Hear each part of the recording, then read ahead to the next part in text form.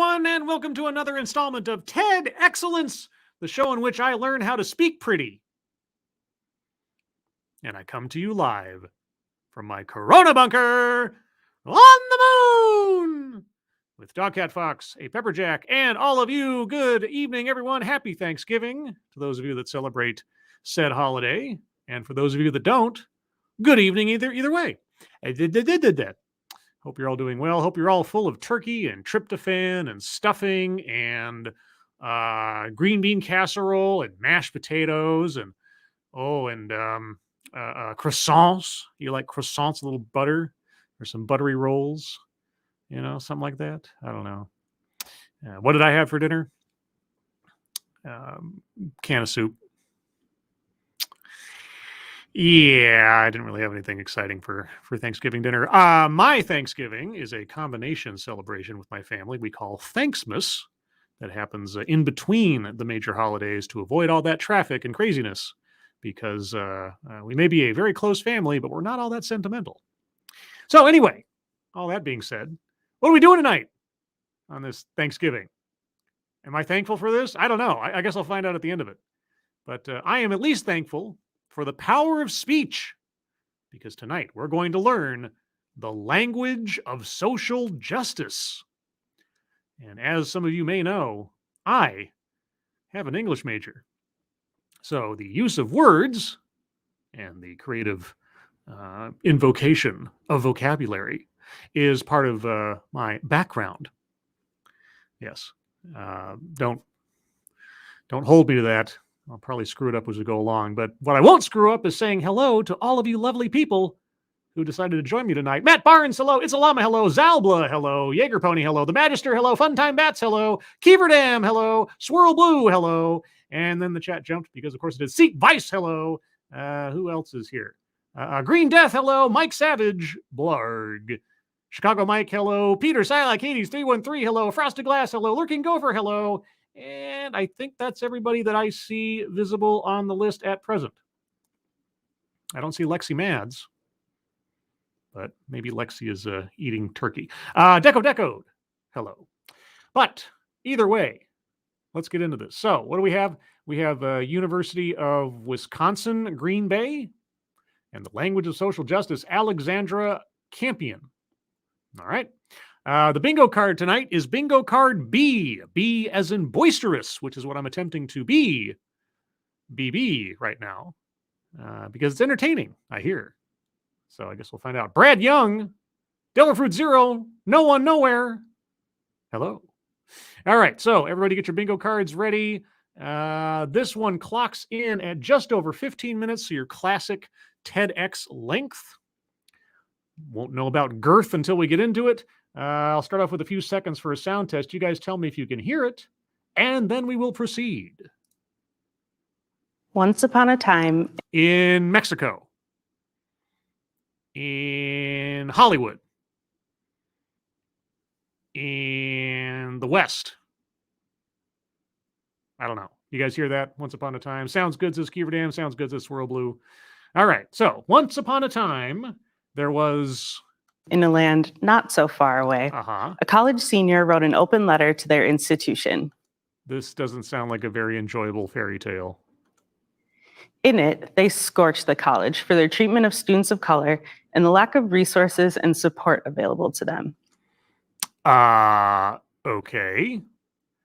So this person was calling the college racist. All right. Why? The student even attached their capstone project, which detailed the financial turmoil that the institution would face if it didn't change its ways.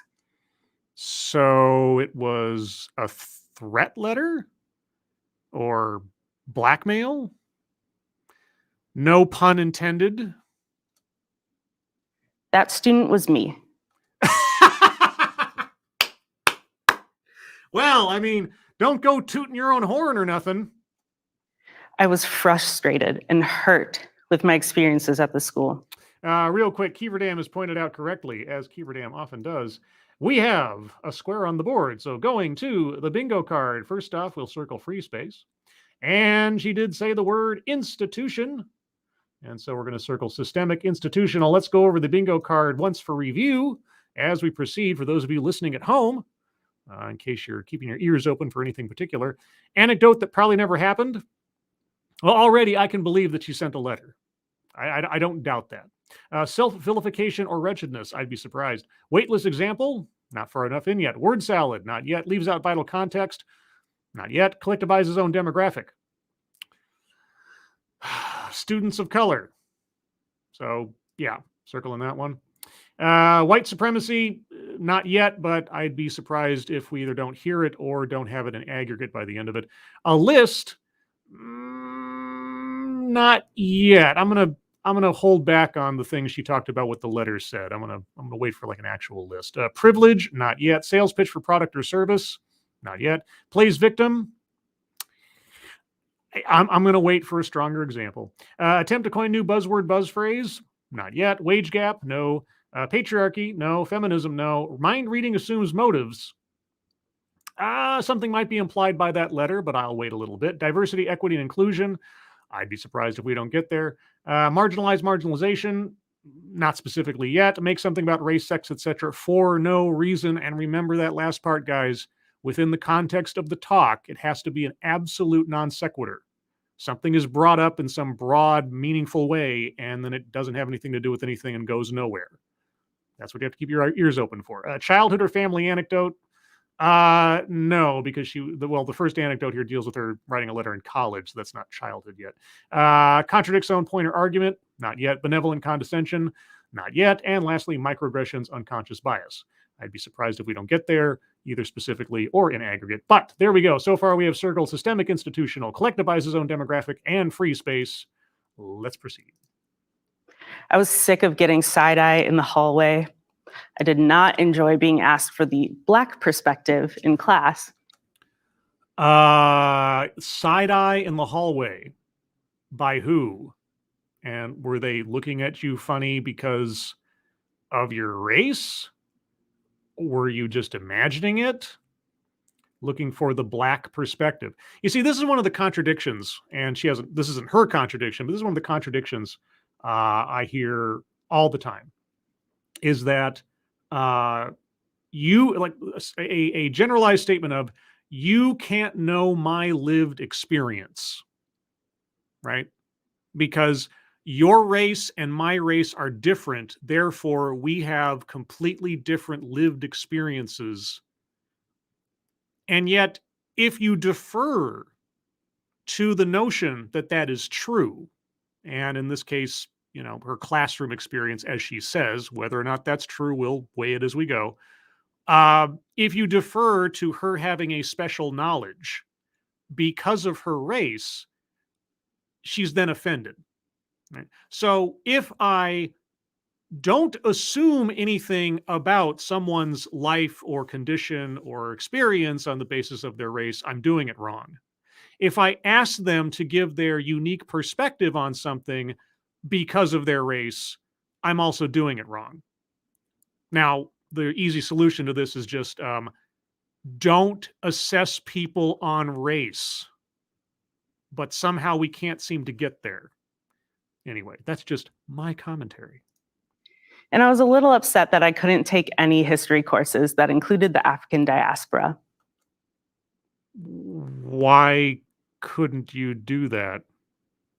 What?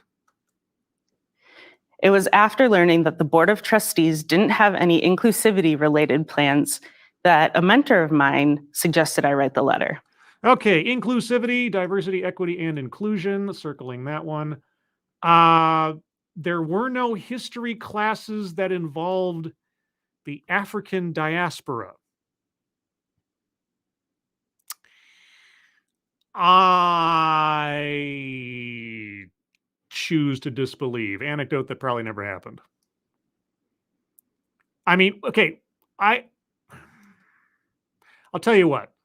I will wait until she clarifies because I don't know what she means by that. Like, there's no history class that ever mentions Africa? Or what is she talking about? is my question. So I'm going to hold that in escrow, let's say. So an anecdote that probably never happened, I'm holding in escrow because maybe she'll get into some details and she'll specify what she's talking about. So I'm going to hold that one because that doesn't make any sense. Kiefer Dam says, is that a bingo? No, it's not a bingo. She hasn't said microaggressions or unconscious bias yet, or intimated to it. So, and we'll wait and see if she does. Okay, so systemic, institutional, collectivizes own demographic, free space, and diversity, equity, and inclusion are now circled.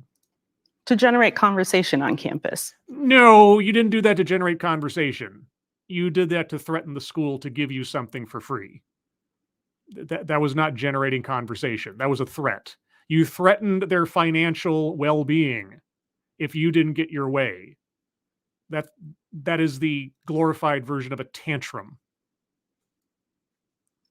When I wrote that letter, I wanted the campus community to feel triggered. When I wrote that letter, I wanted the campus community to feel triggered. Because you're so scary. You're so scary, making demands and stomping your feet. Now, here's the thing. If you do not like the school's curriculum, if you do not like what they have to offer insofar as classes or majors or whatever, here's a thought. Maybe don't go to that college. Because there is a line between I'm a paying customer and this is the school I chose because of what they are teaching. So if you're not willing to go along with the curriculum or they're not offering something that you want, find a place that has it. Making demands because you feel out of place, which sounds a lot more like a you problem. No. You wanted people to feel triggered, so you're just like, what, a bully? A happy bully or something. And frustrated, just like I was. Misery loves company. I intentionally picked language that would stir up emotions, and I didn't want anyone to be able to escape those uncomfortable feelings. Wow. Are you on a power trip or what? Holy cats. Let's see. Mind reading assumes motives. Well, she's not doing mind reading. She's almost like trying to do mind control. We'll see where she goes with this. So I took that letter and I sent it to every student, staff, and faculty email address on campus. Oh, so you're a spam bot. This wasn't a complaint you could just take to the faculty or the administration and try to deal with it like a, I don't know, rational adult. No, you threw an electronic tantrum. And somehow, what's the common denominator in all this? Oh yeah, you're the center of attention. Golly, imagine that. I posted it on every single door, and I even slid some under the doors of the administration offices. Oh, so you went beyond just the electronic realm. You seriously, you paper bombed the whole school with your letter. Okay. The next day, everyone woke up to this 2-page, single-spaced rant. How many trees had to die for you to throw this tantrum? Just curious. Signed by yours truly. Oh, wow. You seem very proud of yourself. Boy, oh boy. You're a real hero. Real hero. Obviously, it didn't take very long for the aftershocks to hit. And you loved every second of it. One student just replied to my email, LOL. What? Well, that tells me everything, doesn't it? That's not a completely ambiguous response that could mean a whole zillion different things. A history professor responded that since I had never taken one of their courses, and they checked, that I couldn't comment on curriculum.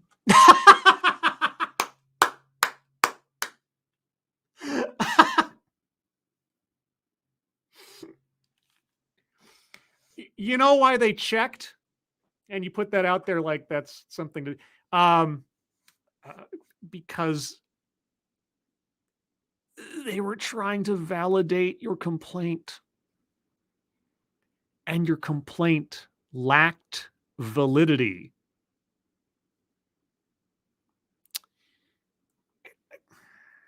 Wow, this is something else. I I'm struggling to remember a TEDx, specifically a TEDx, where the amount of smug off of the speaker has radiated as strongly, as quickly as our speaker tonight. The school counselor chastised me for titling my letter A Final Farewell. Oh, you were leaving the school? You were going to what? Quit? You were demanding changes at a school that you were going to just leave? Because to them, it implied that I was going to end my life. Oh, I didn't even think about it in that sense. But then nothing about the content of the letter, at least so far as you described it, suggested anything about self-destruction. So that sounds like someone pearl clutching to me, but I don't know. Maybe worst of all, little to no change came. Well, golly gee whiz, I wonder why that might be. Because you're just an attention hog. That's it. You threw a tantrum. You weren't getting your way. You decided to complain about things that, at least by your own telling right now, you didn't even know what you were talking about. So maybe that's why. Maybe it's because your complaints had no validity and your credibility was Zippo. Many campus constituents reached out asking me to defend or expand upon my letter, but when I agreed to meet with them, very few followed through. And you are not the center of the universe. I don't know if you're aware. I don't know if you're aware. It is not required that anyone give you attention. And it took an additional 4 years before that campus funded and staffed a diversity center. Okay. And I know that my feelings were completely valid. well, as long as you know that your feelings were completely valid, as long as you know that you were in the right the whole time, as long as you know that your perspective was infallible from the beginning to the end, hey, what possible doubts could I possess? And I still agree with my decision to take action. Oh, well, gosh, even after all this time, you still agree with yourself? Boy, oh boy. You might benefit from some critical reflective practices. But if I could do it all again, I would change how I took action. Oh, okay. So you do have some self-reflective capability. Oh, okay. So how would you have done it differently instead of carpet bombing the college with leaflets and emails and annoying everybody, along with making complaints that you apparently had no knowledge of to complain about in the first place? How would you have done it differently the second time around? I wish somebody would have told me what I'm about to tell you. Oh, okay. Because I'm sure that prior to your, letter writing campaign, there were absolutely no examples from history, contemporary or otherwise, that you could have drawn upon if you actually had something you wanted to have changed at the college. You needed somebody to tell you how to go about what you wanted to do, which means that you acted on reflex. You threw a tantrum. You wish someone had told you. Well, here's the thing. No. Okay. Either you learn from this experience, which I'm assuming you have because you say you have a different method now, or you constantly need somebody to hold your hand to do things. I don't know which one it was. The language that you use while seeking change matters. You don't say. Really? Diplomatic language? The soft sell. Have you ever been in retail? Have you ever had, a commission job in any particular way? Right? If you want to make change, either in the literal or abstract sense, yeah, it is about the message. It is about the delivery. You didn't know that as a college student. You hadn't figured that out by the time you got to college. Okay. Thank you, Matt Barnes. My bet is she's never been wrong her entire life. And if you don't believe it, just ask her. She'll tell you. That's the sense that I'm getting here. So I can't wait to see what kind of corrections specifically she would give herself were she able to. So not having her letter in front of me, and unless she starts quoting from it, I don't know what the language was that she used, except for that little bits and pieces at the beginning, which I don't think was a quote, except for maybe the title. So I hope she gives us some compare and contrast examples of what she said versus what she'd say now. And we'll find out how stealthy it is or not.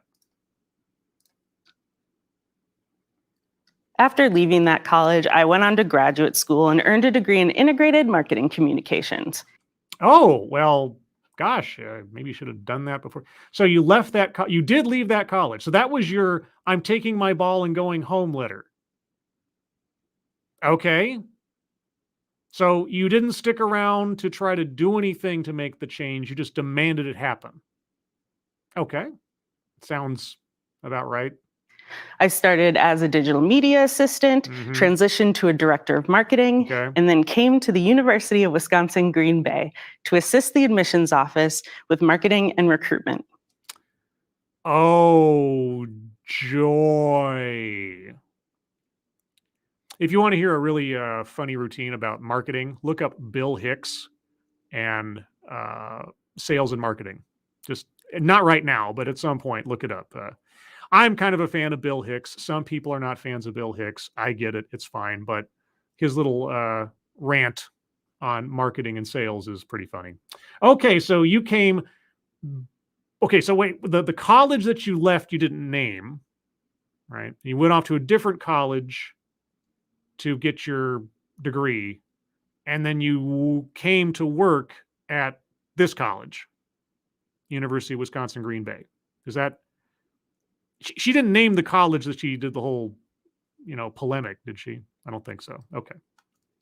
So now I literally get paid to choose the language that will best convince someone to take action. Yeah, that's called marketing. Yeah. Ever watch a couple episodes of Mad Men? Yeah, that's how that works. Wow. Are you any good at it? I guess we'll find out because I'm waiting for her to convince me of something in this talk. World works in funny ways, doesn't it? Could you smug? Just the amount of smug. Yeah, imagine that. You centered yourself on a goal. You said, I want to go into sales and marketing, and you pursued that goal, right? And I'm sure that whatever work or requirements were put in front of you to achieve that, you did them. I'll grant you that. You got your degree, the whole 9 yards. Great. Funny how the world works. If you actually work for something, you just might get it or something like it, instead of like demanding other people do things for you. Funny how the world works. But I got to thinking, what would happen if we took those marketing and communications tactics and applied them to the social justice realm? Which has never been done before. I can't imagine why no one has thought of doing that before. Golly gee whiz, what an innovative idea.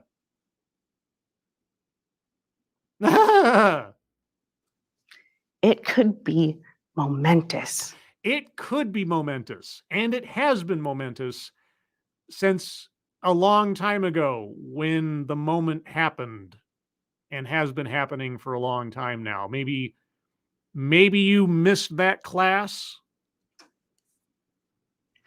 I want you to think of these next 10 or so minutes as your crash course in social justice marketing and communications. All right. I am ready to learn something, guys. We're going to learn something. All right. Crash course, 10 minutes, go. Every good marketing campaign begins with the audience. Yeah, I suppose so. You have to know who you're selling your product to or the demographic that you're, focusing on. Okay. Who's your audience? Well, my audience is Simon Willikins and Resolute Germ and Danosaurus Rec and Ebony Williams and all these other people that I've already named off earlier. Also, the chat has frozen or nobody's talking.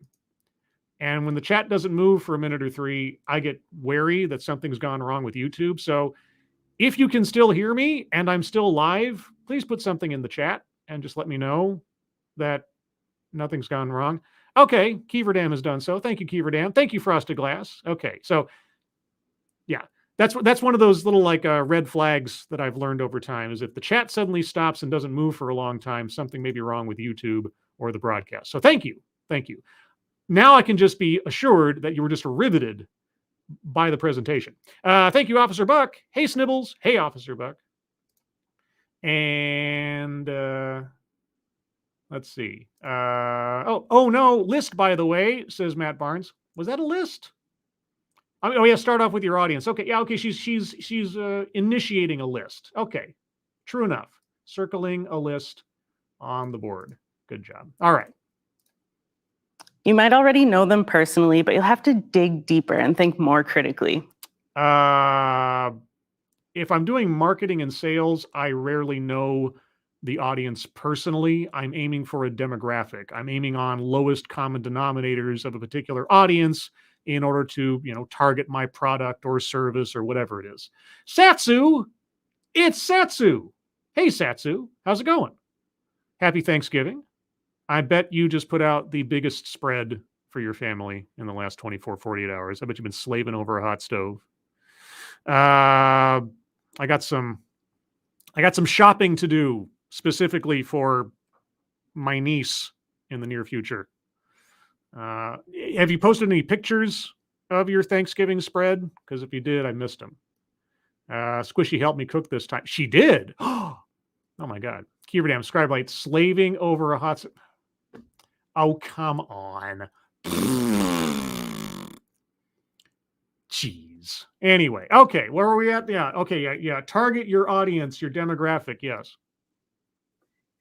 What value systems do they subscribe to?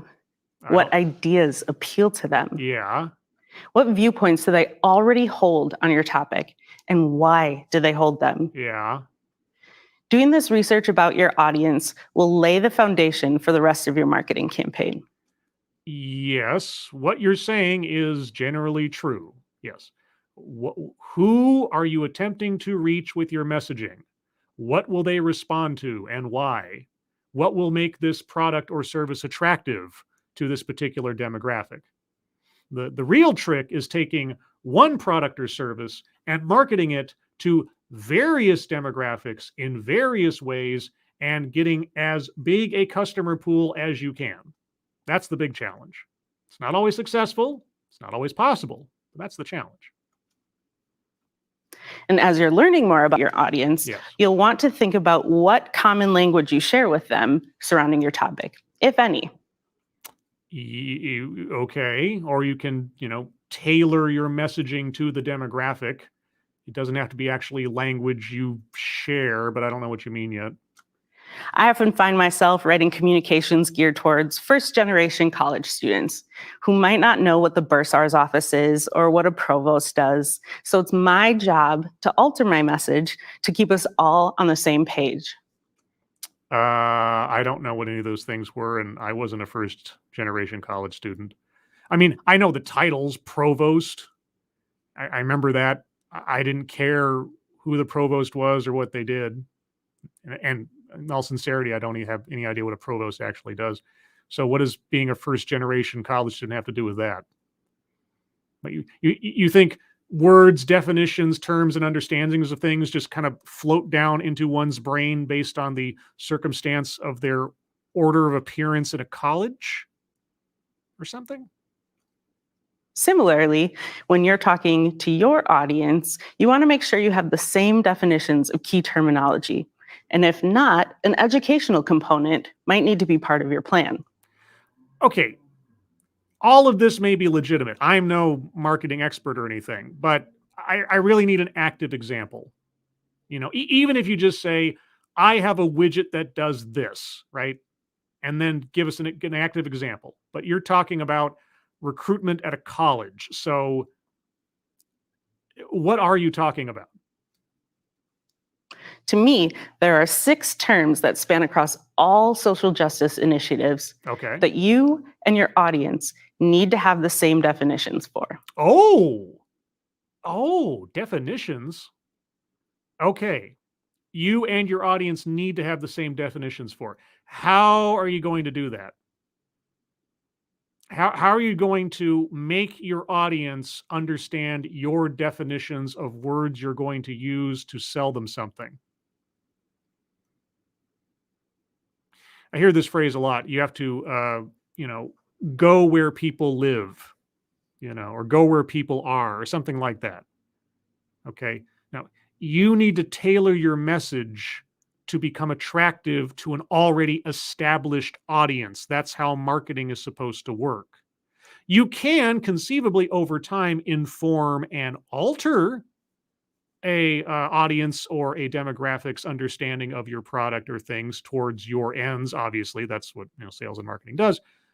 But how are you going to make them have the same definitions as you? And who starts out? Who is determining the definitions in the first place? You or the audience? Ism, ist, reform, abolition, equality, and equity. Oh boy. Okay. Ism, ist, reform, abolition, equality, and equity. Okay. Well, I'll start off with my baseline. Equity means equality of outcome. Equality all by itself means equality of opportunity. Reform usually means tearing something down because you don't like it and you want to replace it with something completely different. What else was there? Ist and ism. Well, that all depends on what word you're attaching it to. And then there was one I'm missing, isn't there? Ist, ism, reform, equality, equity. What was the other one? My memory has failed me already. Thank you, Matt Barnes. Words have meaning. Bring the dictionary and don't Google it. There you go. There you go. Give us the actual definition and not the sociological definition. Abolish. Oh, yeah. Abolition. Okay. Reform and abolition. Abolition means take all the money away from something. Actually destroy it, usually through a financial method. But, okay. The ist and the ism, I mean,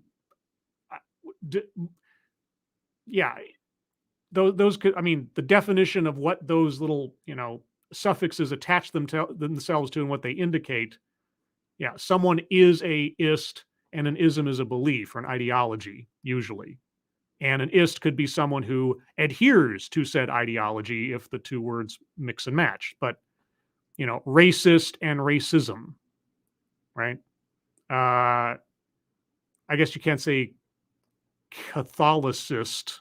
You could in the Catholicism, but you get what it is. So there's a follower and there's a belief system. Destroy things, equality of opportunity, equality of outcome. Okay. It's critical that your audience understands that ism endings are used to describe a system or an ideology. Hey, I got that one right. Yay. Like racism, sexism, even environmentalism. Catholicism, social justiceism, progressivism. Yeah. In turn, they should also understand that ist endings are used to describe people who intentionally choose to operate within those systems? Yes. Well, I mean, intentionally, I guess it depends on the circumstance. Someone could just by dint of circumstance, and not necessarily an intentional thing, end up doing something that goes along with something else. But yeah, if you're going to ascribe to yourself as belonging to an ideology in some way, shape, or form, sure, you can have an ist put at the end of your descriptor, conceivably. Okay, yeah, all right. I'm already on the same page. Be careful when you use these words. No, why? Why? Who cares these days? There's no care in using these words. I mean, I'm not disagreeing fundamentally. Like, you should be careful in using these words because if you use them frivolously or in wrong ways, you can just turn everybody off and everything. So if that's what she means, then I agree. But these days, who cares about being careful? Because some of them may harbor feelings of pride if the connotation is positive. Like how? And others may cause defensiveness. Yeah, if you're being called a racist, for example, yeah, someone could become defensive about that. Yeah, I can't imagine. And what do you mean pride? Like, you're an environmentalist. And I'm like, why, yes, I am. This is the first mistake I made. Okay. I tossed these words in without much rhyme or reason, and then somehow was confused when they didn't have the impact that I expected them to have. Somehow confused. Yeah, again, you threw a temper tantrum thinking that you were all that, which apparently still hasn't changed in all these years. But now you're just going to change the word you use to get across the same sentiment. Uh-huh. Tell me about politics again. The language that you use while seeking change matters. Yeah, okay. If that's your mantra, good for you. Give me some examples. Read a passage from your letter and then read a revision that you would use today. Another place that miscommunication can occur is when talking about reform and abolition. No, hold on. Miscommunication? No. Here's the thing. Your letter, your first letter, was the unfiltered, absolute truth of your sentiments. It was reckless, unrefined, not thought out, but it was sincere and it was honest and it contained everything you actually wanted to say. So I don't need to hear now how you would change it because everything you meant to have happen, every sentiment you meant to get across was in that original letter. Massaging the language now is just a deception.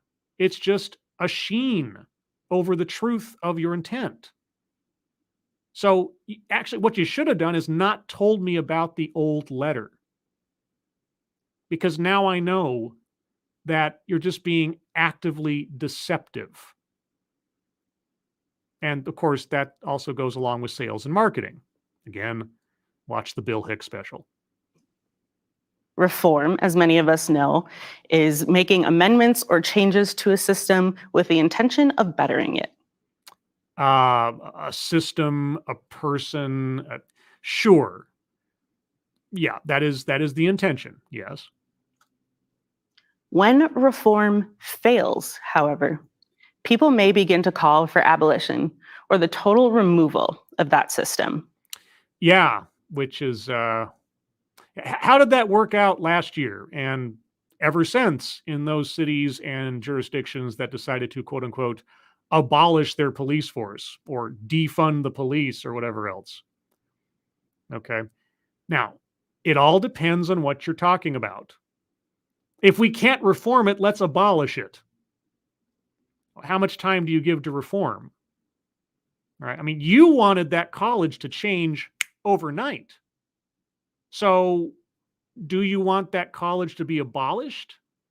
Since it took 4 years for that college to end up creating a diversity center Should that college have just been torn down until you got your way? I understand the words you're using. I understand what the definitions should be. What does this have to do with anything? Now, where things can get tense and emotions can start to well up is when people let their imagination run on what abolition looks like in our society. Well, that's because the person proposing such a thing has to be very specific about what they're talking about. So, for example, if you say, I want to abolish the police, my first question is going to be, what do you want to replace it with? What will fulfill the same needs for the society that the police fulfill if the police are not there? And if you do not have a ready answer to that question, and I'm not just talking about the police, but that's just the most recent example. If you do not have a plan for what to do in the alternative of the thing you want to abolish, that's when tempers can flare because you don't sound like a serious person. So how would you have abolished the college that didn't do what you wanted at your whim? Like when we talk about abolishing police, yes, people's first thought is that it's a lawless world with violence and crime and no sort of governance. What is the definition of abolition? What is the definition of abolish? Why shouldn't I think that someone saying abolish the police means an absence of law enforcement? You need to explain that to me because I am going off the definition of the words you are using. So yes, the words you choose do matter. So if it does not mean the removal and absence of police and law enforcement, what does it mean? Because if it doesn't mean that, maybe you should not use the word abolish. And that couldn't be further from the truth. Okay, then don't use the word abolish. You are using an incorrect word. Are you going to tell us what you actually mean? Because if what you actually mean is to change the way police work, that would be called police reform. What people are looking for when they talk about abolishing police is removing the faulty and flawed system that couldn't be reformed and replacing it with one that's equitable and beneficial to everybody. That's called reform. That is called reform. That is not called abolition. Replacing a bad part with a better part, that is reform. That is not abolition. And, now you'll have to define what you mean by equitable, because that's on your list as well. I can't wait for that one. Thank you again, Officer Buck. You say get rid of law enforcement, and I think lawlessness. Shocked Pikachu. Yeah, right? Tell me about it. Abolish police. No, I just mean reform the system because it can't be reformed. Jeez, Louis. Okay, all right. So is this actually a presentation about the language you use, or is this just a Trojan horse talk on defending the notion of abolishing the police? Because this is your real first example that you've brought up so far. If you and your audience can't come to terms on the definition of these two words, your communications will fail. The communications have failed because you have used a word in the wrong way. Abolish, abolition, does not mean replace bad system with good system. That is called reform. Fixing an existing system to work better is called reform. When you say abolish police, but then you say that doesn't mean removing the police, then you are using the wrong word. You need to stop using the word abolish. You need to start using the word reform. Because the miscommunication, the breakdown in messaging is on your end. take the time to build this common ground?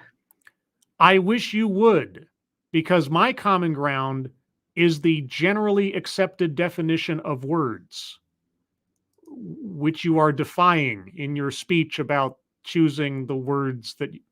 Anyway, thank you, Frosted Glass. Step 1, establish definitions. Step 2, get them wrong. Yeah.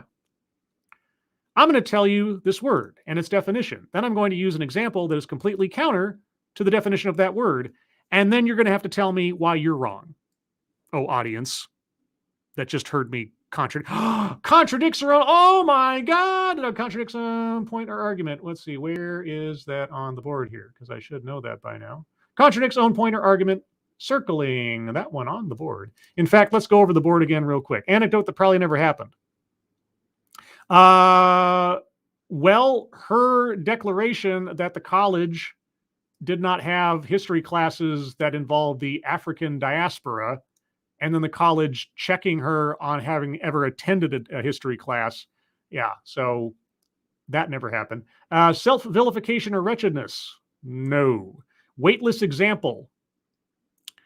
The whole abolish police. I hate to double dip on the same thing, but yeah, no. By telling us that words matter and then using a word absolutely incorrectly and then telling us we're wrong for disagreeing, weightless example. Word salad. I haven't agreed with what she said, but I've understood what she said. So leaves out vital context. Boy, there's probably an example in there somewhere from her college days and everything, but we'll see. White supremacy, it's implied, but we'll wait. Privilege, implied, but we'll wait. Sales pitch for product or service. Now, this is a tough one because she's telling us how to pitch a product or service, but thus far she has not actually put up a product or service for use by the audience. Okay. If she brings up some organization she's involved with or something, maybe. And just mentioning where she works doesn't count. So let's wait on that. Plays victim. Yep. Her LOL and people not paying attention to her and all that. Yeah, that was earlier, but there you go. Attempt to coin new buzzword, buzz phrase.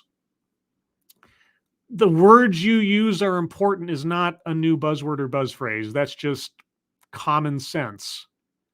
And the whole, gosh, could marketing be applied to social justice? I can't imagine. Let's see. Wage gap.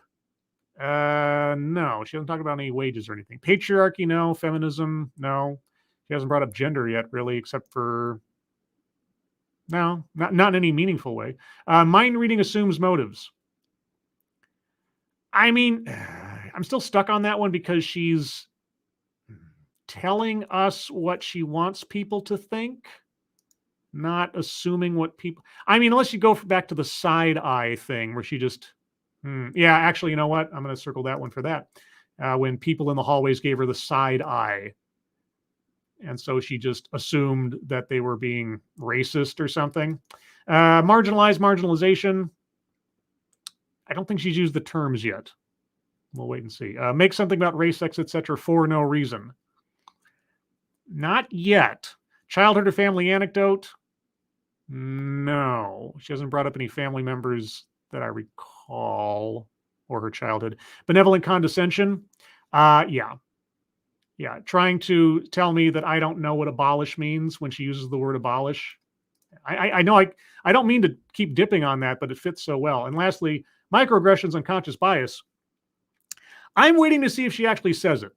I'm waiting to see if she actually says one of those two because it would work.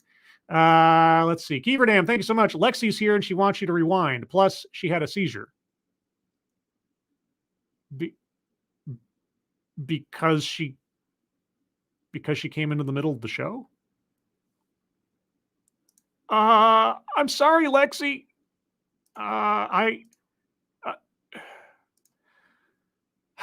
Okay.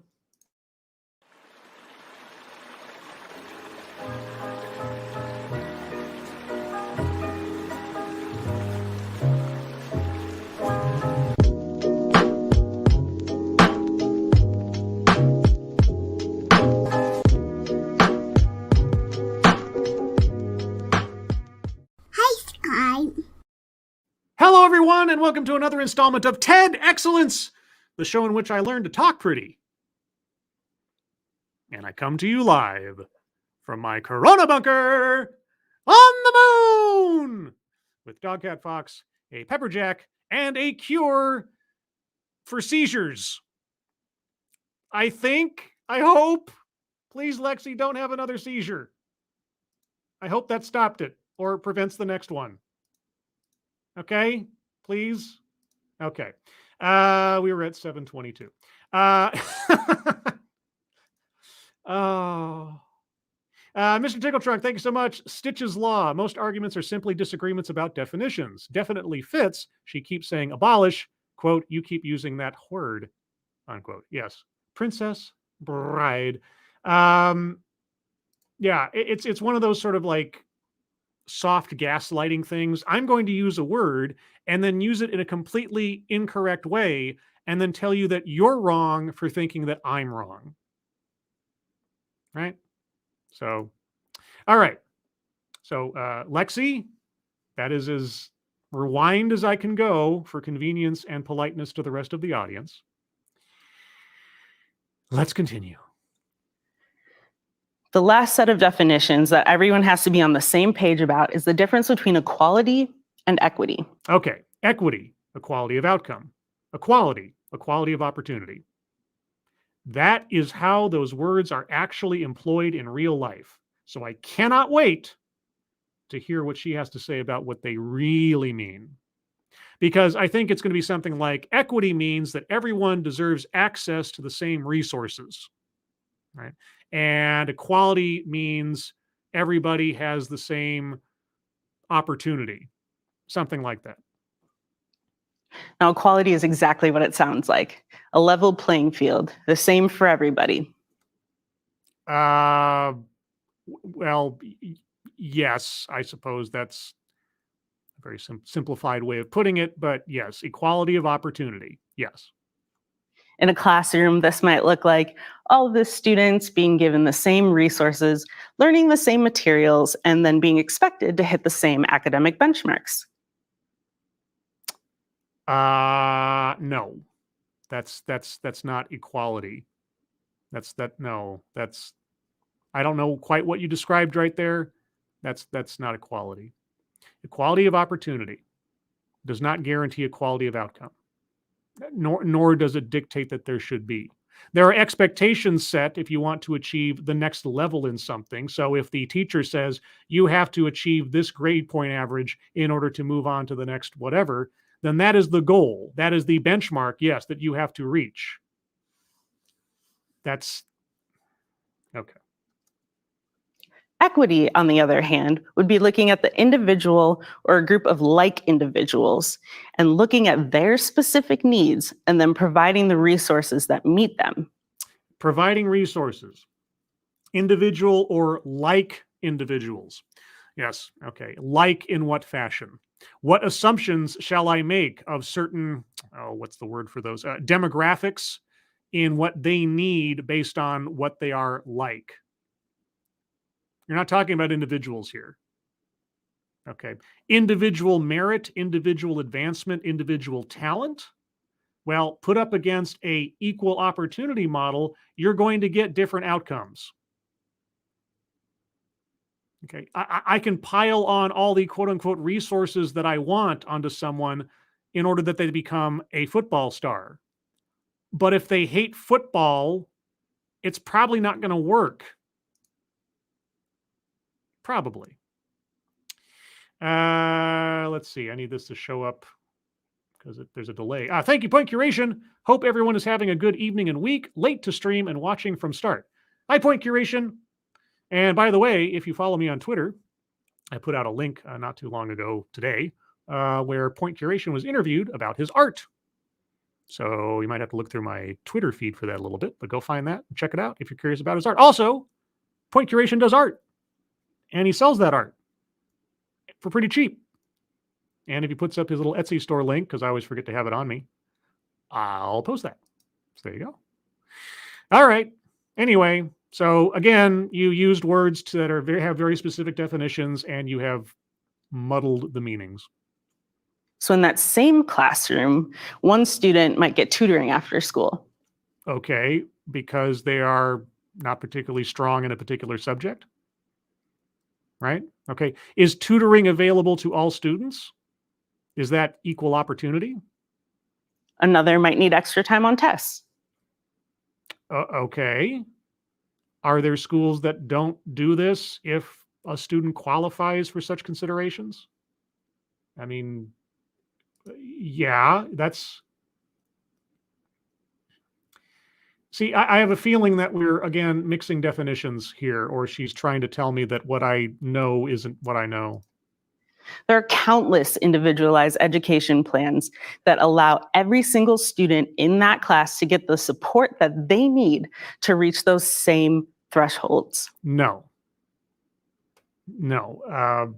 Not every student is going to meet the same threshold. It all depends on what we're talking about, obviously. But everybody's different. And now that I know what an IEP is, thank you, Blind Press, you could have IEPs across the board to make sure that every student reaches the generalized benchmarks needed to get to the next grade, that kind of thing. So if that's what you're talking about, then maybe, but I have a feeling that's not what you're talking about, or you're about to tell us why that's wrong or something.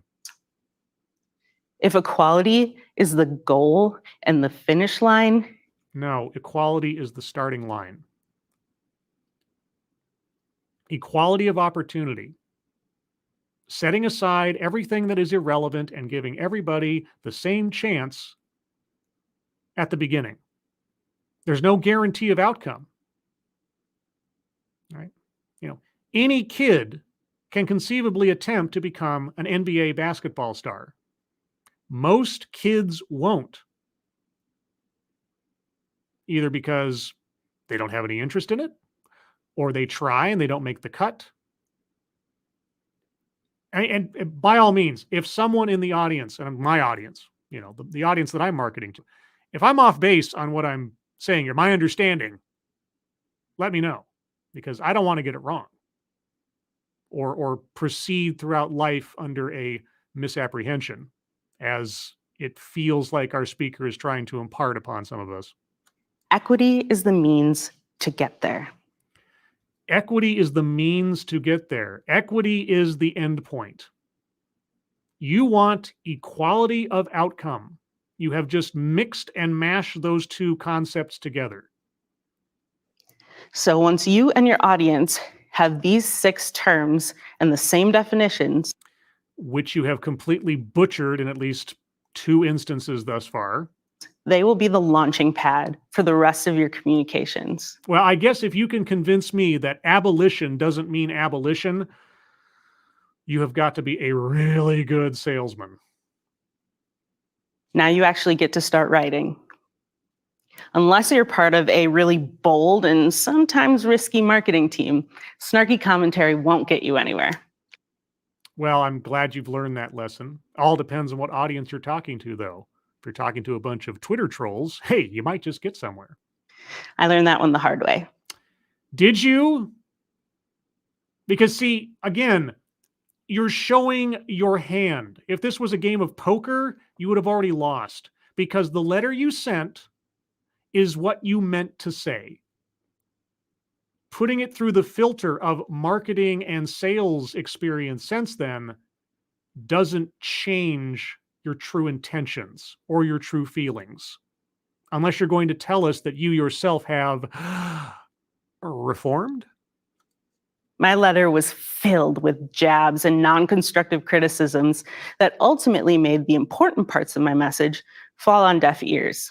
So why were you then earlier criticizing those who reacted badly to it? You should understand now why that was, rather than seemingly holding it against them that they didn't listen to you. At least that's what I got from your presentation at that time. So have you actually learned anything, or do you still think that ultimately you were still right? A word of advice: don't do that. Golly, I can't imagine when I might have learned that lesson. Junior high, Look for the places that your audience might take offense or might have a struggle with your language, and think about altering it without changing your message. Give me an example. What audience do you want to reach that you assume ahead of time is going to struggle with your language? Can I get an active example, please? A good place to think about doing this is with privilege. Oh, privilege is on the board, and explicitly so. Privilege on the board, circling that one. Boy, we got a lot of squares circled, and we are just a bit away from maybe a bingo here or there. I have a feeling we'll get at least one or two bingos in aggregate by the end of this, but let's wait and see. People hate that word in the social justice realm. What? What? People in the social justice realm hate that word? What? What is that? What the fuck is that? That is one of their favorite pejoratives. That is one of their favorite immediate go-to takedowns for anyone at any point who they don't agree with.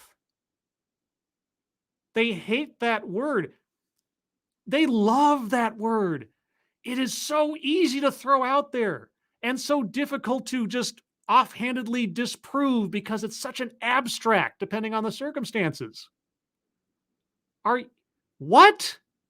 Have you been paying attention for at least the last, 6 years or so? Thin privilege, white privilege, able privilege, or bodily, all these other things. Privilege, privilege, privilege. Everything has privilege attached. They love that word. Explain to me why they hate that word. It has these knee-jerk reactions because people equate privilege to a lack of hardship or something reserved for majority populations in society. That's how it's employed. What people seem to have. That is how that word is employed. It is a cudgel to diminish anyone that someone doesn't like and reduce them down to someone who has nothing legitimate about them, right? You didn't actually get that college degree. You only got that degree because of white privilege, right? So you've just denigrated that person on the basis of their race as well as their very accomplishments. Either they didn't have it that bad or whatever bad they had wasn't that bad. They either had it easy or it wasn't that bad. What are you talking about? And neither are true. But horse hockey. Oh. Oh. Oh. Oh, Lord. Oh, my dear. Oh. Oh. Oh, come on. Come on. Are you kidding me? I gotta hear all that again. Just one more time. For those in the cheap seats, just do it one more time here. I gotta make sure I don't miss a syllable of this. Times risky marketing team. Snarky commentary won't get you anywhere. I learned that one the hard way. My letter was filled with jabs and non-constructive criticisms. Like, you have privilege? That ultimately made the important parts of my message fall on deaf ears. I wonder, if I had a copy of her, letter in front of me, I'd love to see it. I wonder if she ever used the word privilege in her own polemic. I'd really be curious to know. A word of advice, don't do that. Look for the places that your audience might take offense or might have a struggle with your language, and think about altering it without changing your message. Yeah, like we said before, I said before, yeah, your sentiments in your letter haven't changed at all, have they? But okay, taking your own advice, why don't we talk about privilege again? A good place to think about doing this is with privilege. People hate that word in the social justice realm. It has these knee-jerk reactions because people equate privilege to a lack of hardship or something reserved for majority populations in society. Okay, again, that is how that word is employed as a pejorative to tear someone down. Right? It is an accusation that someone's stance, situation, whatever else is invalid. Okay, that their position in society is invalid, that their opinion is invalid, whatever. All right. But at the same time, she's not wrong, because privilege does denote having access to something because of who you are or the position that you're in, or having an easier time of something as compared to someone else. So she's not wrong, but she's totally wrong at the same time. And neither are true. Neither are true. Okay? Please clarify. But even if privilege is the right word for your communication, you're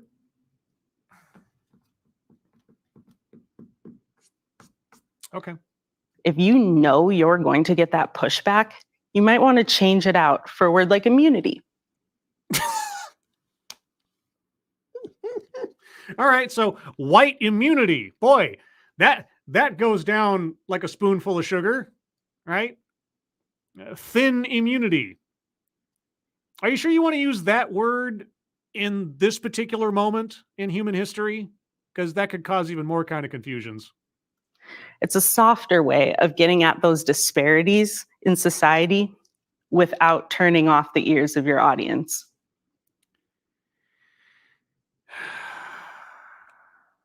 I would need an active example to tell you whether or not you would have succeeded in that messaging. Why are you not giving us an active example? Even if it's just a hypothetical. Context clues. Show us an incorrectly worded message, then show us a correctly worded message. Compare and contrast. This should be very simple. Why are you not doing it?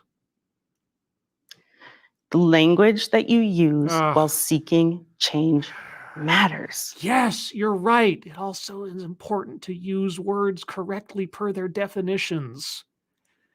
And also, if you're telling your audience that your letter that you sent back in college hasn't changed at all in its meaning or intent because you're just changing the words to different things but wanting the same outcome, kind of giving away the magic trick. As you continue to hone in on your messaging, you'll want to think back to when you did that research about your audience and why they hold the viewpoints that they hold. Give me an example, even if it's just a hypothetical, please. How does this work in real life?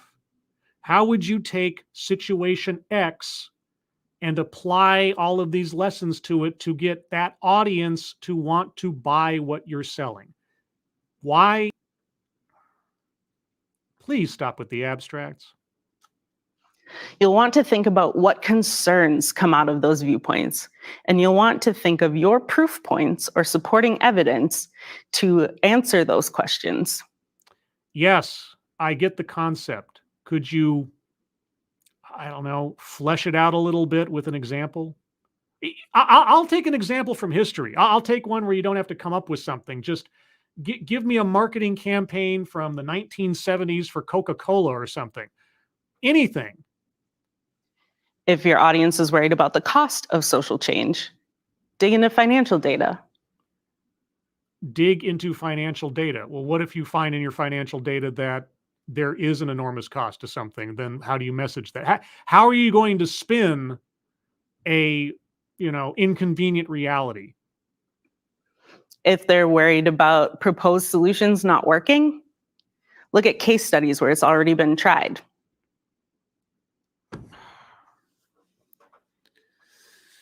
How many history classes did you attend at that college that you wrote the letter to again? Oh, yeah, none? Okay. What do you do when you come across a contradiction between your intention and what you know your audience wants to hear? Okay. I want you to give us the most cynical, realistic, pragmatic marketing advice. They're concerned about the financial cost of social change. Okay. Where are you going to get your statistics? And if your statistics do not align with your intent, how would you spin them? I know I'm asking rhetorical questions for which I will get no answers or responses, but this is just where my brain goes. This is what I want from a talk. Examples. If your audience can't seem to see that a problem even exists, then they're wrong and you're right. Primary resources, maybe even your own examples, might be enough to open their eyes to the disparities. Yes, I'm sure your anecdotal examples of something like you did at the beginning of this talk, which presumably is a result of all of your education now coming to a coalescence in this presentation, except it didn't work. Did it? Because your anecdotal examples were empty and proven invalid by your own story. You still haven't quite answered for that yet, have you? When I was crafting my letter, I thought that financial data was the right proof points for the situation. Okay, what were you trying to do again? You wanted specific resources allocated to you because of your skin color, right? I mean, that was the ultimate intent of that letter. You were threatening the college with a negative financial consequence if they did not meet your specific demands. That's what I got from your earlier, summary of your letter, right? Okay, so what financial, I don't know, did you put in your letter to try to convince them other than threatening them financially? I was talking to a post-secondary education institution. No, you were talking to everybody and their brother that had eyeballs in your college. You were talking to everyone. You did not craft that letter just to send it to the administration. You crafted it to send it to everybody in the college, every student, every organization, and you just paper bombed the entire college. Come on. Which inherently always has to look at their bottom line. Yes. And their bottom line probably came from federal funding most of the time. So I dug into data. I looked at private colleges with similar enrollments, endowments, number of minority students, and retention rates of those students. Retention rates. Oh, okay. From the college that you were writing your farewell letter to and reducing the population of minority students by one of your own volition. Right? I then looked at whether or not those colleges had dedicated spaces and resources for those minority students or not. Oh, dedicate. Oh, so you want spaces on the college campus that are set aside specifically for minorities, or more specifically for Black people. Spaces set aside exclusively for people on the basis of their race. By George, what an idea!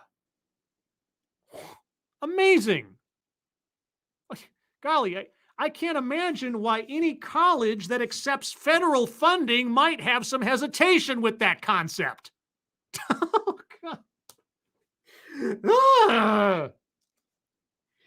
When I crunched all of this data, I saw that the colleges with those spaces not only retained the students at higher and higher percentages each year, but they also enrolled more of them. I mean, I will stipulate to her facts if they are true, just for the sake of the fact that I don't know if it's true or not, but okay. Is that a good thing? Is that a good thing? I mean, your results, your data may be correct, but is it a good thing that colleges that segregate spaces on the basis of race and or ethnicity have a higher retention rate? Is that a good thing? Is that a positive step towards inclusivity and diversity? Or is that taking huge leaps backwards? Which do you think? On the flip side of the coin, the places that didn't have those spaces lost more and more of those students each year and enrolled fewer and fewer of them. So colleges that did not have segregated spaces lost students.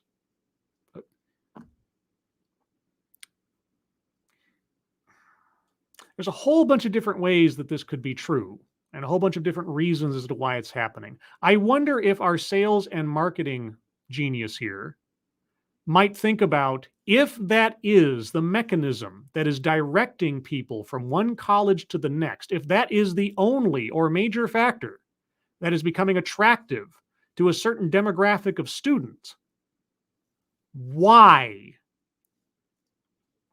So when I looked at my college's data, we were going to fall into that second category. Oh, okay. Okay, so you decided to try to implement racially specific spaces at your college?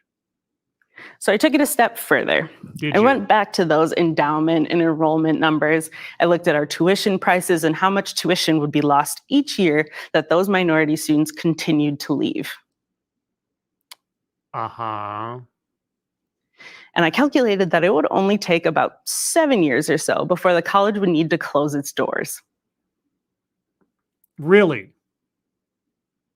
So, University of Wisconsin at Green Bay had a financial security of 7 years the way that they were going before you showed up. And with all of the, let's see, what's that again? You're a marketing. Yeah, okay. So with all the people that have worked for that college in the accounting and everything else for all those years, they had a 7-year lifespan. Really?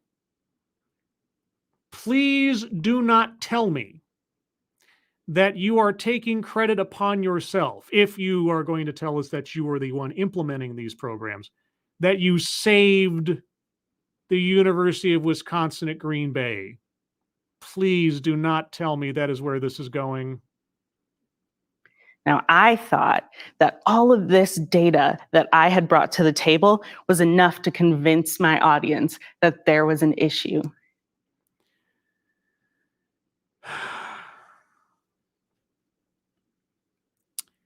I'd be curious to know how long ago she began working for Green Bay. I'd be surprised if it's been 7 years, but are they now, what, 3 or 4 years away from bankruptcy? But the campus community quickly told me that they couldn't see an issue even existed. So they're wrong and you're right. You all by yourself know the truth, but the collective of the campus community is living in a dream world. Is that it? Since my proof points didn't match their concerns, or lack of concern in this case, or your proof points lacked actionable examples or evidence, or, I mean, not knowing what your calculations were, not knowing what data it was that you were providing, I have no way of knowing the validity of it, which seems to be a constant problem for you thus far in your recitation of events. So I don't know. Why don't you tell us? Do you have it published somewhere? Like in an email? my message wasn't effective. So you went to a 4-year school for marketing and salesmanship, or sales and marketing and so on. You got a job at University of Wisconsin Green Bay for recruitment and marketing and whatever. And your first, or most important, as far as I can tell, major proposal to your own institution as to how to increase their bottom line completely failed. Okay. So to this point, you've learned about your audience. No, you obviously haven't learned about your audience. You failed. your message and marketing failed. You obviously do not know your audience. Either you don't know your audience, or the materials you are using to convince your audience are faulty. It's one of the two, or both. Establish common language, you've crafted your message, and now it's time to choose your channel. You kind of gave away the whole ending already. Your pitch failed. Shouldn't you have waited till the end? Okay, I'm confused. And it's really about meeting your audience where they are. Yeah, meeting their audience. Yeah, I said that earlier. Meeting them where they are. Yeah. Okay. How did you meet your audience where they are? If you were so far off base in your accusations of the college's longevity that nobody listened to you, did you just not understand that lesson before you had it tested out in real life, or what? If you know your audience personally and you can have a face-to-face conversation, take that route. Yes. If your audience is a decision maker for a client or a particular organization or something, then sure. What do you mean by face-to-face when you're talking about the campus community? Because there's not one decision maker. If your audience is the provost, then maybe, but I'm not quite sure what you're talking about. If you know them personally, but they're not easily accessible, there's no excuse. We have so much technology at our hands. Cell phones, social media, Skype, Zoom, pick. And do what? You just told us that your flagship effort fell on deaf ears. I mean, and I'm being generous there. Like, maybe you're correct. I don't know. Maybe University of Wisconsin Green Bay is 3 years, 4 years away from bankruptcy because of what you discovered. I don't know. But even if I stipulate to you being correct, you failed. So if you're telling us that your letter campaign early on in college was a failure, that you have subsequently learned that what you did was incorrectly framed and or worded, and then you tell us that after all of this education, you make a similar attempt at changing the policies and or arrangement of a college campus to your liking, and you failed again, what are we doing here exactly? If you're a boots on the ground type of person, or you want to reach a really large audience, peaceful public protests have been known to turn the tide a time or two throughout history.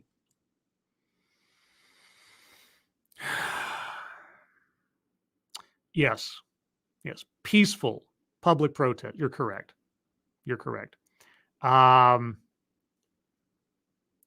Would you like to quote and or cite Dr. Martin Luther King Jr.? The list goes on. A TV interview to reach a region, a podcast to reach a niche audience. Do you understand that you have already undercut the value of your own advice by using your own examples? And I'll credit you. You finally gave me an example. But do you see how you've already damaged your message? I'm assuming not, because so far I don't know if she knows that she can make a mistake. Maybe even a TEDx stage. Yeah, no, I get it. And that's kind of the point. That's why I listen to these things, on the chance that I'm going to be challenged with a perspective that I don't personally possess. And then several things can come about from that. Hopefully, and I do mean this sincerely, hopefully there'll be a TEDx that comes along that changes my mind on something. You know, that I have perspective X, they offer perspective Y, and I find myself saying, wow, that's actually more correct, or that makes more sense to me. It hasn't really happened yet that I recall. The closest I can think of is the one I did with Ranting Monkey, where we looked at the repairing a spinal column using asparagus as a lattice. I mean, I learned something there. I'll admit that the title of the presentation threw me off. I thought it was going to be some kind of like wacky snake oil thing. But as they went along and described it, I was proven wrong, or at least I was given doubt to my doubt. Right. So yeah, I could learn something new, or I could have a new, I could have my mind changed, I should say. Learning something new. I learn something new every time I watch one of these things, because no matter how many times I watch a presentation on restorative justice, I never know what the next speaker is going to say next. A new angle, a new sales pitch, a new alchemy of how they're going to get from point A to point B. Even if I've heard several of the pieces many times, that just goes to show how much I've learned about what the argument is, or what the best arguments are. So yeah, that's why I watch these things. Seriously and honestly, both for entertainment value and conceivably to learn something. And also to consistently test my beliefs about the world against opposing opinions, because I don't want to assume that I'm right all the time. If you proceed through life thinking you're right all the time and infallible, you're probably not going to learn much, either about the world or yourself. Point Curation, thank you so much for the #1 Dogcat Fox. Oh, Dogcat Fox. Wowie, wow, wow. Oh, Dogcat Fox. Everybody loves Dogcat Fox. You know that they love you, don't you, Dogcat Fox? Wowie, wow, wow. Yes, he knows. He's very aware. Very aware. He's got an ego on him, I tell you. When I wrote my letter, yes. I directed it specifically to the college president. No, you didn't. You already told us you didn't. I mean, that might have been the name at the top, but you sent it to everybody in an effort to shame, humiliate, and pressure the college president to conform to your whim. That was everything. I don't need to be a psych major to understand your intention by doing what you did. It's very simple. Thank you, Matt Barnes. Mostly peaceful. Also, colleges have boards of directors who keep track of the funding. If they are 4 years away from bankruptcy, they're doing a great job of hiding it from the public, I'm guessing. Yes. And here's the thing. If our speaker, by some, just kismet, discovered a fatal flaw in the college's financial plan or financial future, well, great. I mean, heck, that'd be great news if they could head it off at the pass. If her idea suddenly solved all of their problems or ensured that the college would survive for another, how long has it been around? Since 1965? Yeah, another, 40, 50 years or so. Hey. Yeah, so either, as you say, the board of directors is just a bunch of idiots, or they're really covering up a big problem. I suppose both could be true. Thank you, Ebony Williams, for the lovely dancing Dogcat Fox. Oh, Dogcat Fox. Wowie, wow, wow. Oh, Dogcat Fox. Dancing lovely Dogcat Fox. All right, so you directed your letter to the president of the college and everybody else who had a pair of eyeballs. Not the campus as a whole.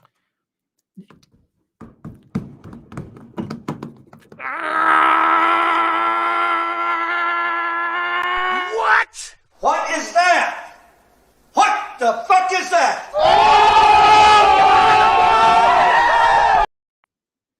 You spammed the letter to every email address and then slipped the flyers under every door, posted it to every bulletin board, and on and on.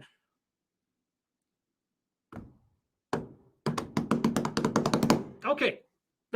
Okay. Man. Talk about undercutting yourself left, right, and center by your own examples, by your own story, and your statements and declarations thereafter. Man, are you kidding me? I just wanted to bring them along for the ride. That's not how that works. That's not how that works. Are you kidding me? I mean, look Look at that smile on her face, like she's made some kind of gotcha. Or she's found some kind of like loophole in reality. Everyone who has heard this presentation in the first 5 minutes of your recitation of your letter adventure knew exactly what you meant to do and how you meant to do it. You threatened the college with financial ruin if they did not adhere to your demands. And you sent the letter to everyone in order to shame and pressure the administration to give you a hearing. You sent out these things, as you put it, to spur a conversation. You wanted everybody to be triggered. And now you say, oh, it wasn't meant for everyone. I just wanted to bring them along for the ride. No, you wanted to provoke a reaction from everyone.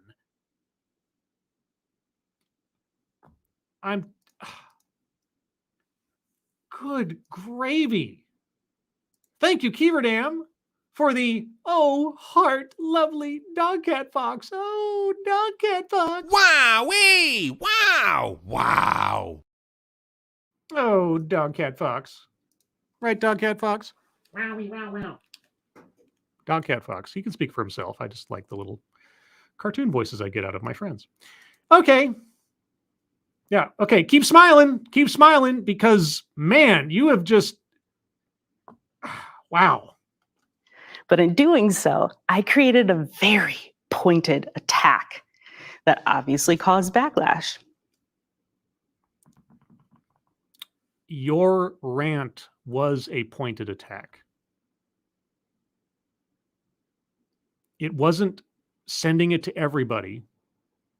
It wasn't emailing it out to everyone. Your rant was a pointed attack. You, by your own description, and if I misheard this, then I'm in the wrong, but by your own description of what your letter was meant to do and say, you told the college that there would be financial negative consequences to them not following your demands. And I can't imagine what kind of language, you've already described it to a certain extent, you used in describing the people at the college, the college policies, the administration, and so on. Your letter was a pointed attack from its inception. The fallout from you sending it out wasn't the pointed attack. That is what you meant to do. You meant to attack the college. You meant to shame them and threaten them and denigrate them. Call them racist. Use all the leverage language you could possibly come up with at the time, as any modern college student might, in throwing a tantrum to get their way. You knew exactly what you were doing, and the rest of us know too. You're not fooling anybody, except maybe yourself. I wish that I would have taken my grievances directly to a change maker. Yes, that would have been the adult and professional thing to do. I will agree with you on that point. Like that college president or dean of students. Or provost, a word you apparently didn't know what it meant. I mean, I don't know what it means, but she attributed specifically to being a first-generation college student, so... Not only to ensure that I was heard, but also so that I could sit down and have a real one-on-one conversation and think about proposed solutions to these issues. You know, I learned that lesson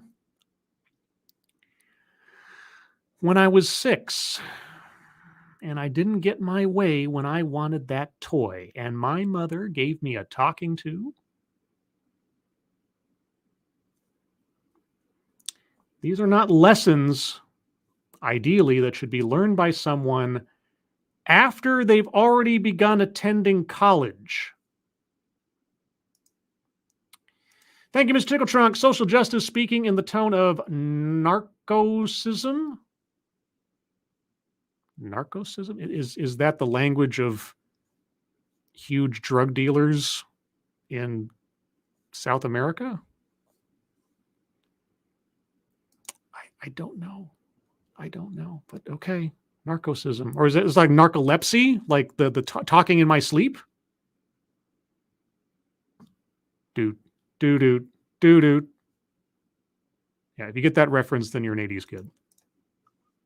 So the final thing Yes. that you want to do Yes. when wrapping up your marketing campaign yes. is leave your audience with a call to action. Oh, okay. Well, since your marketing campaign failed flat, what is the call to action? Welcome open discourse and encourage them to ask questions. Okay.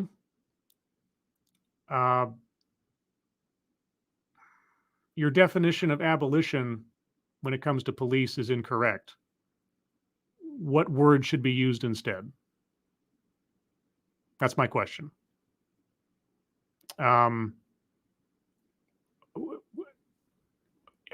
Is there anything about the sentiment or intent of your letter that you wrote in college that is fundamentally any different today than it was then, regardless of the language used? Do you still believe in everything that you said and everything that you accused in that letter? Yes or no? And if no, what has changed? What were you wrong about in that letter? I wonder if I actually had a conversation with our speaker, what kind of answers I would get to those questions. And would she be opening to entertaining them? Inspire them to learn more on their own. I mean, you have to be more specific. Learn more about what? About what? Challenge them to step outside of their comfort zone and join in on the fight.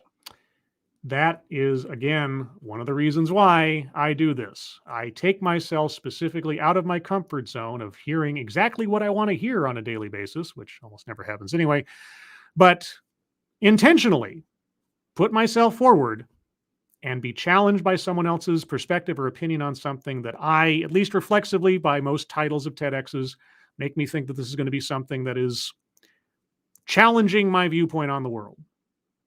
And then I do as best as I can, but in an entertaining way, to give each speaker a fair hearing. And I emphasize the word hearing because it really depends on listening to what is being said, holding that in your mind, listening to what is said after, comparing and contrasting what has been said with what is said later. Does it make sense? Do these pieces fit together? Even if it's an argument I ultimately don't agree with, I can at least come down to, was it a good argument? Was it a well-presented argument? But if it's not a well-presented argument, well, there's that. That's one thing by itself. But do the pieces of the argument even make sense?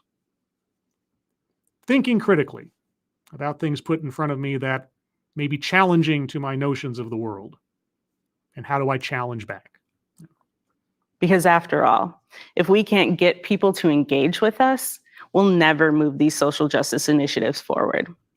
Which social justice initiatives? Is that your intention? Is that your main purpose at Green Bay? I mean, are you there as an employee for recruitment, or are you there as an ideologue? I mean, I already know the answer to that question. You've also already basically answered that question, both with your rhetoric and your example of your first big sales pitch to the college. What was the point of this again? And with that, we are at the end of your crash course in social justice marketing and communications. Wow. If I were a paying student, I'd say I want my money back. I am so ready to see how you choose to speak the language of social justice. The change that you seek starts with you. And remember, yes, the language that you use while seeking that change matters. Thank you. You use abolition incorrectly. You say patently false and contradictory things about the use of the word privilege or what it is meant to mean from a social justice perspective. You contradict your own story, intentions, and anecdotes left, right, and center.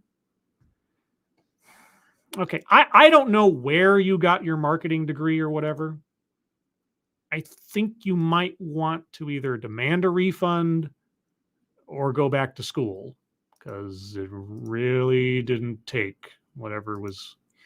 Yeah. Thank you, Johnny Hellcat. Even as a free student, I want my money back. Yes. Life is a lemon and I want my money back. I actually own that CD. Yeah, I got caught up in the whole I would do anything for love craze back then, and I broke down and bought a copy of that CD. I also did buy a copy of Bat Out of Hell as well, though, so I'm not completely terrible. Although there's some good songs on that album. There's that one that's kind of like a little ballad spoken word kind of thing in the middle, where he talks about, going to the prom and all that. Yeah, that still sticks with me. I could probably still quote parts of that if I tried. I'm not going to, but I could. Most of you have no idea what I'm talking about, and that's fine. Anyway, let's move on to the bingo card before I get too nostalgic about things that actually bring a smile to my face, unlike this TEDx talk. Let's see, do I need to shrink that a bit? It looks okay, but I'll bring it down just a smidge so it all fits there. Okay, so where are we at present? We are, if I click the right buttons here, there. All right, so let us review the bingo card. If you have an argument for a square to be circled, please hold on to it. As I proceed through the card, the square you're thinking about may be circled by myself. Self-vilification or wretchedness. In no way at any point did her smugness, self-centeredness, self-certitude indicate anything about self-vilification or wretchedness. Even when she admitted she made a mistake, she wasn't really admitting she made a mistake. That's the sense I got. So I am not going to circle that one. I don't think you would have to have an amazing example or argument to get me to circle that one. Thank you, Mr. Tickle Trunk. A narcissist talking about social justice. Narcosis means in a state of stupor. After you hinted she's narcissistic, mega failed pun on my part. Oh, okay. Okay. I thought it was some kind of weird autocomplete error typo. I was making a joke. Yeah, okay. All right. So that's okay. And that's fine.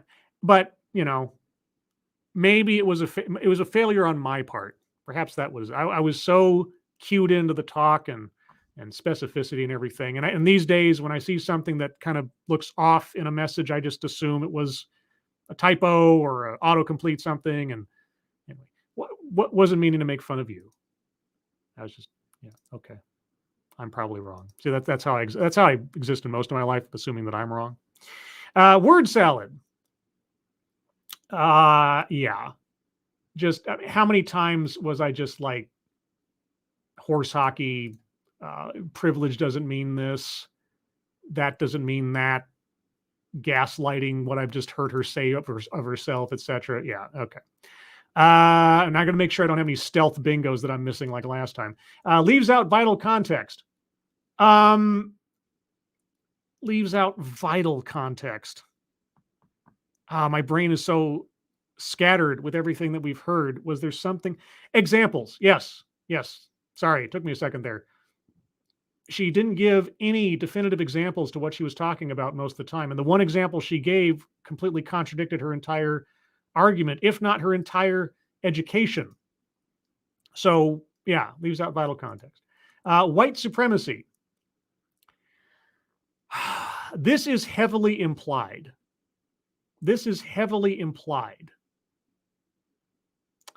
But she never said it.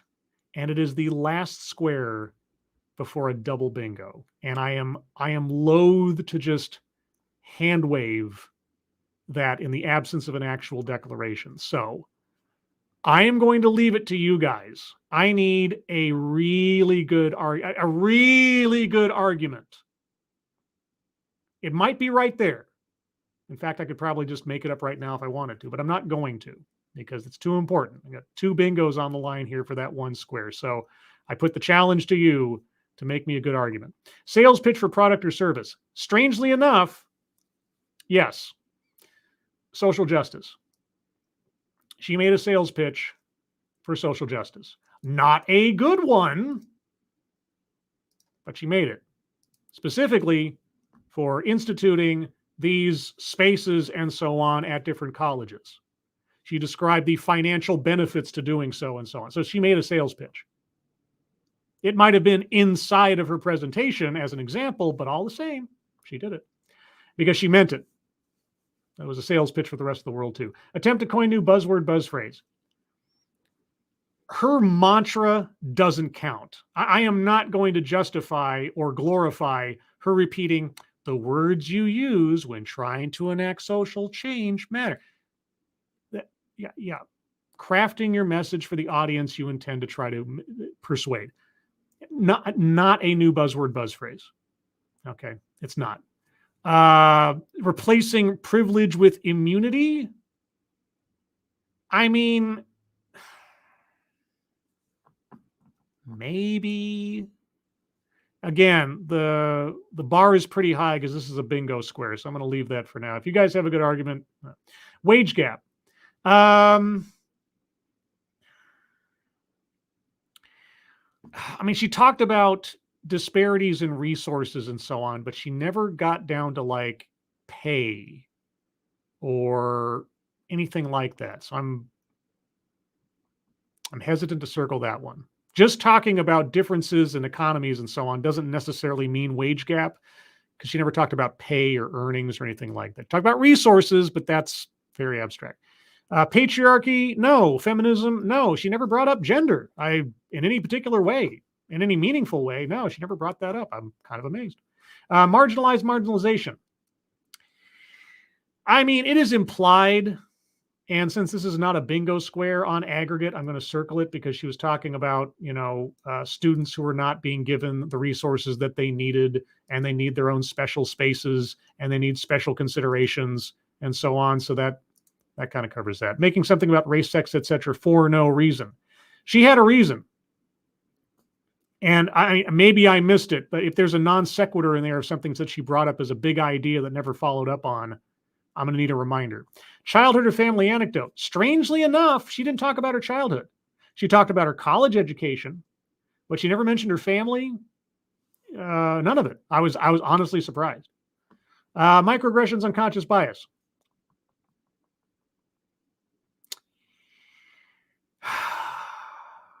Okay, between the side eye and people ignoring her and so on, I am inclined on aggregate based on the accusations and so on. So, yes. Indeed. Ooh, that's a bingo. Right?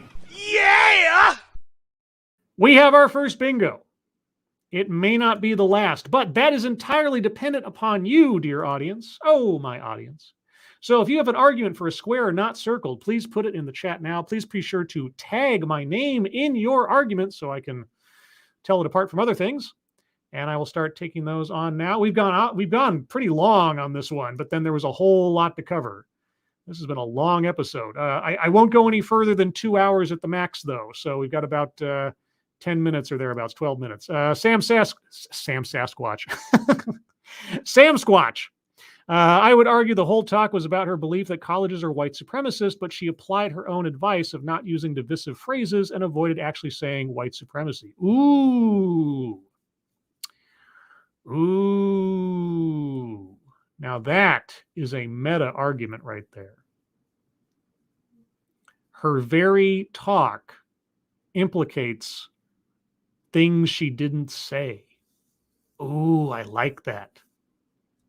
I like that a lot. Sam, you know what? Apologies to anybody else who had another crafted argument or anything, but Sam got me right there. I like the meta. I like the meta element of that. So I really just can't help myself. Bingo. What? Of course! Oh, won't somebody please? Bingo. B-I-N-G-O. Okay! Right? Double bingo, triple bingo. Oh my gosh, just like last time. Like last time it was Nathaniel. All right, Nathaniel brought us home a double bingo. Now the hero of this episode is Sam Squatch. Thank you, Sam. All right. I got a couple more minutes to go. If you guys have any other arguments for squares to be circled, can we squeeze out? That sounds kind of bad. A fourth bingo? Perhaps. I guess we'll find out. Give it another couple minutes here. So if you have an argument, like scroll, make sure I didn't miss anything. Let's see. Not yet. Okay. So, self-vilification or wretchedness, I don't think there's an argument in the world that's going to get me there. Attempt to coin new buzzword, buzz phrase. I've already torpedoed her mantra. Wage gap, patriarchy, feminism, no. Make something about race, sex, etc. for no reason, or childhood family anecdote. Unless you've got a really good pitch for wage gap, I don't think we can get there for another one, because patriarchy and feminism block a whole bunch of bingos because they just weren't there in this talk. Childhood or family anecdote, that never happened. So even if you get the corner there, make something about race, sex, etc. for no reason, there's not going to be a bingo. That doesn't mean you can't argue for it. I'm just saying that we're not going to get any bingos out of it. So wage gap is the only potential, but I don't know if you can get there. I'd have to have a really good one. Simon Willikins, you should have edited so that Maud Flanders would say, won't someone please bingo the children? I'm not quite sure I like the implications of that possibility. Just saying. So I'll give another minute here or two. If you're on the same wavelength as I, if you believe in the same definitions as I do, then I think we might have to call it here. But while I wait for any more arguments, I will do some programming notes. First and foremost, I successfully, after some laborious toil, completed the recorded narration for my next true crime video. I am now just one section away, insofar as adding visual elements and other things, to being done with the first draft of said video in its entirety. There are still a few hurdles left, as in, the visual elements I have to put together and find and all that kind of stuff. And then, of course, comes the wonderful world of the upload, because if the upload goes cleanly, heck, I could have this thing out tomorrow, maybe Saturday. If it doesn't, because one or more of the several songs I'm using, which I am told, like last time, are copyright free, end up being copyright claimed in the processing, I will have to then go back to the drawing board in several instances. I hope not, because the opening song that I'm using is so perfect. It's so perfect for the opening. So there's that. Sunday, the Sunday stream. I don't know what I'm going to talk about yet, but Sunday at 8 a.m. Pacific, 11 a.m. Eastern on this channel, I'll be doing the Sunday stream where I'll go over something. Don't know. Other than that, that's all I've got on my plate at present. I don't see any other arguments for squares to be circled, and I do confess I kind of nuked a lot of the options there because I just don't think that they're there. And so with that, guys, I'm going to call that here a lengthier TED Excellence with a standard length TEDx presentation itself, because every other sentence was another what, as Tim Allen might have said. So hope you enjoyed it. Hope you learned something, or learned that you already knew something. Either way, confirmation is sometimes good. Moderators, thank you for keeping an eye on things. Even though everyone here is so well behaved, you have very little to do. And once more, Point Curation, thank you so much. Just got caught up. Great stream. Thank you, Point. And Keeverdam, thank you again. Circle the whole card. You are correct. Oh, Keeverdam, you are the bingo card constable. There you go. That's a good word. Constable. If we're talking about what words to use and language and all that kind of stuff. Constable. So we'll say constable. I kind of like that. Bingo card constable. There's some alliteration to it. That kind of works. So there you go. It is circled as a WTF. And so everything is set right again. All right. As I was saying, moderators, thank you. Everybody who donated, thank you so much for your generosity. I really do appreciate it. Everyone, you guys are the greatest audience in the world. I hope I have sold you on that concept over the years, because you truly are.